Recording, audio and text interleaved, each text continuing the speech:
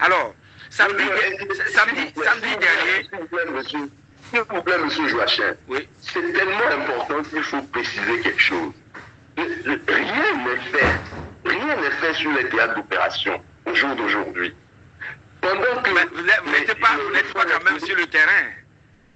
Mais je suis sur le terrain, j'écoute chaque jour. Il n'y a pas un seul jour que je ne m'intéresse à ce qui se passe dans le nord du pays. C'est mon pays et j'ai été ministre de la Sécurité.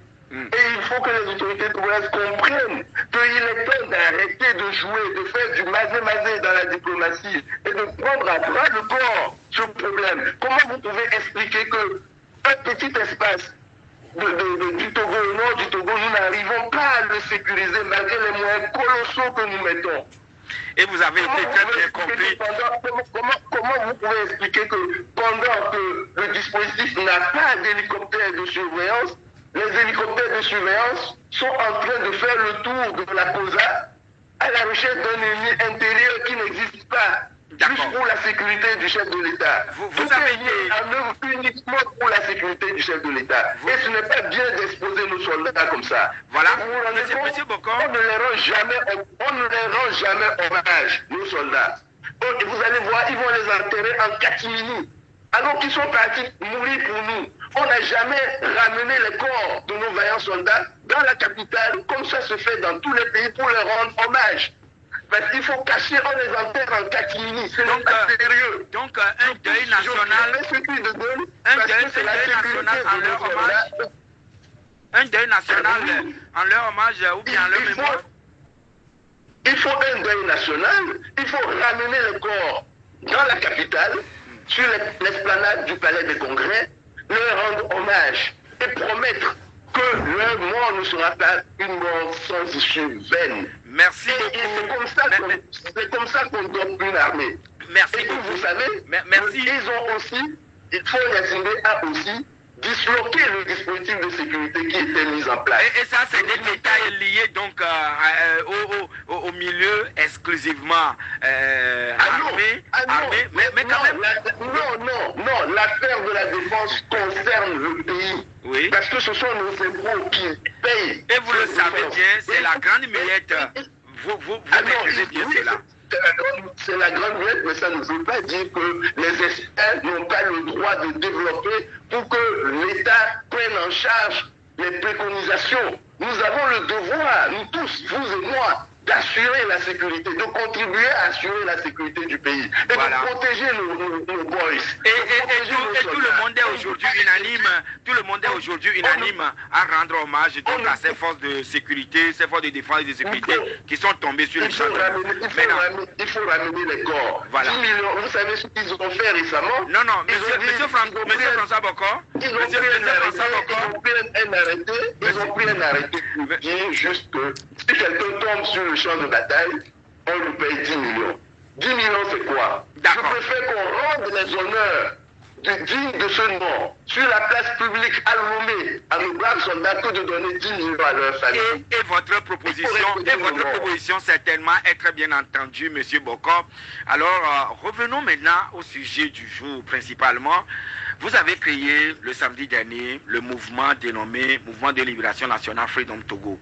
Alors, dites-nous, quelles sont les motivations qui ont milité en faveur de la création de ce nouveau mouvement?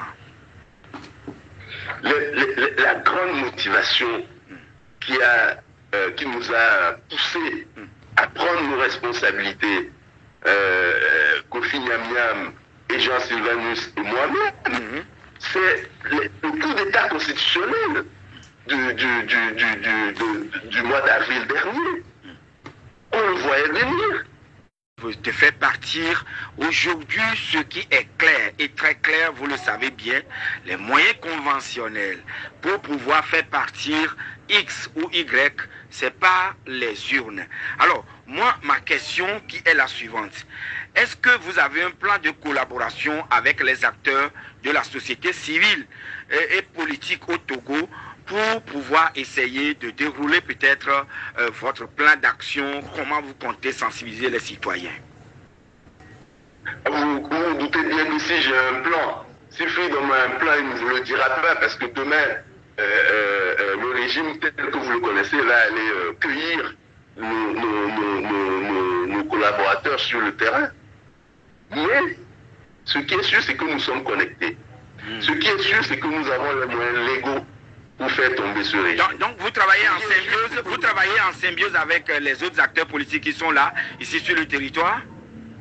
Nous travaillons en symbiose avec tous les acteurs politiques et de la société civile qui s'inscrivent dans la logique de mettre un terme légalement à ce système. Alors, et nos modes d'action sont clairs. Le mode d'action, c'est l'indignation, c'est la révolte, c'est le harcèlement diplomatique pour expliquer, convaincre. Et nous avons trois pôles. Nous avons l'Union européenne, nous avons la France, nous avons l'Allemagne, nous avons les États-Unis. Oui, mais... Et nous allons le faire. Et comme nous le faisons, nous sommes en parfaite symbiose avec les bonnes volontés, les républicains du Togo, qui veulent mettre fin à cette constitution qu'on nous impose de 5e République. Voilà. Mais quand même, qu'on nous impose pour assouvir la soif et la gourmandise de pouvoir d'un seul individu. Alors, Maître François Bokor, Maître François Bokor, non. Je vais vous citer une confidence, monsieur. Vous savez, tous ceux qui ont collaboré à mettre en place cette 5e République vous disent en catimini qu'on leur a dit de faire ci, on leur a dit de faire ça. Et ça, peut-être, ce sont des supputations. Alors, Maître François Bokor. Ce ne sont pas des supputations. Oui, Maître François Bokor.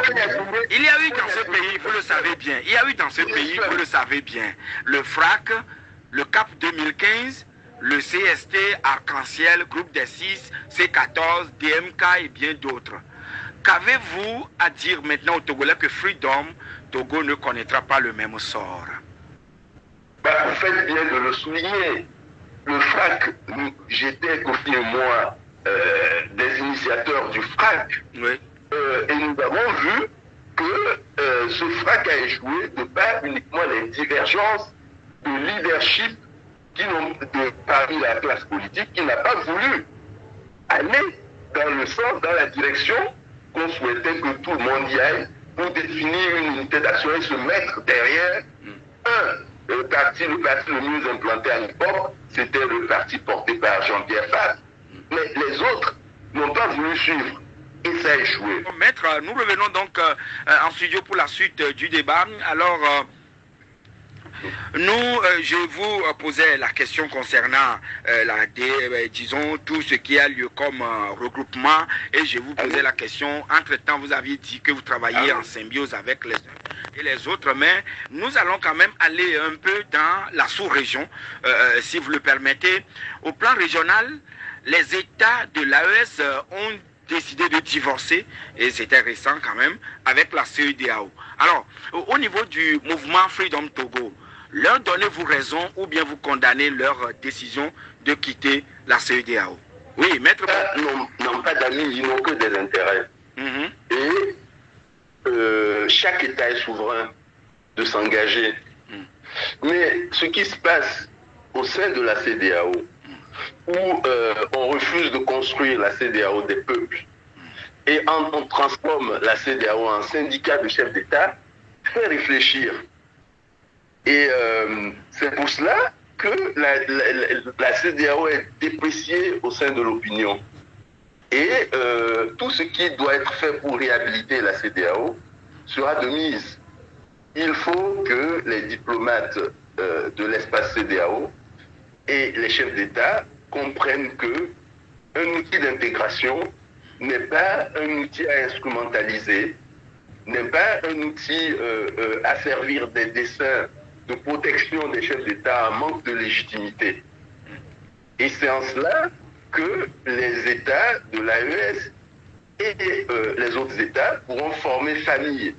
Et là, vous voyez-vous, aujourd'hui, la CEDEAO a échoué sur beaucoup de plans. Regardez d'ailleurs dans le problème intérieur togolais, l'attitude de la CEDEAO il y a quelques années lorsque M. Faure Gnassingbé accédait au pouvoir dans des conditions calamiteuses, que vous savez. il a fallu la caution de la CEDEAO pour cautionner l'insoutenable.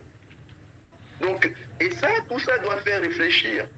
Si vous voulez que les États restent dans la communauté de destin qu'a voulu construire la CEDEAO, oui, il faut des principes.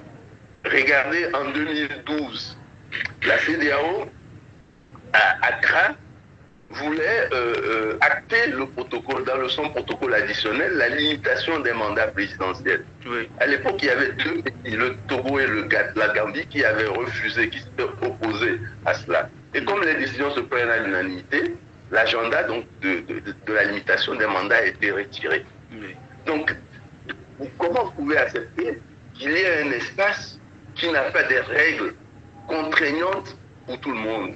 Regardez le système judiciaire de la CEDEAO lorsque les États les individus, les citoyens ont la possibilité d'ester devant la justice. Combien de décisions de la CEDEAO, de la Cour de justice de la CEDEAO ont été appliquées par les États? Donc toutes ces insuffisances appellent réflexion et appellent cohérence si nous voulons reformer la CEDEAO et la rendre plus viable et plus attractive à tous les niveaux.